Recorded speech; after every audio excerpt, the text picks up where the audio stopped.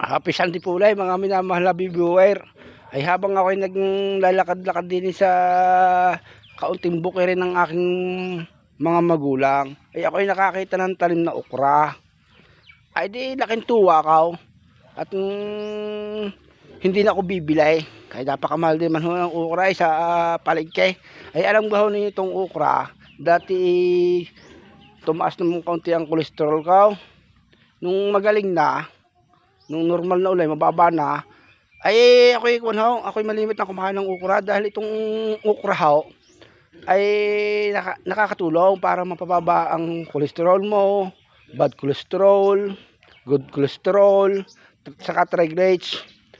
At saka po ito pa ay kung ibababad mo sa tubig, sa isang garapong tubig o isang baso, yung puputol-putulin, ay nakakatulong din po ito kung makapagpababa ng sugar, yung blood sugar, ng iyong BP. Dahil ang aking BP minsan inaabot na din sa borderline Abay, sa tingin ko ayos nga pero hindi ko naman sinasabing gamot. Kumbaga, nakakatulong. Iba ho yung gamot kaysa nakakatulong. Kaya ugaliin din yung paminsan-minsan kumain ng okra. Saka ito ho yung magandang pan-diet. Pag may 20 okra at sa gabay, yun na inyong kainin. Ay talaga hong makakatulong po kayo para bahagya kayong pumayat.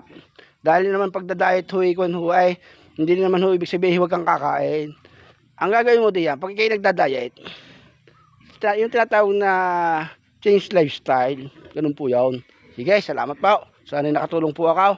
Ulagaling po natin kumain ng mga gulay-gulay para humaba ang ating buhay.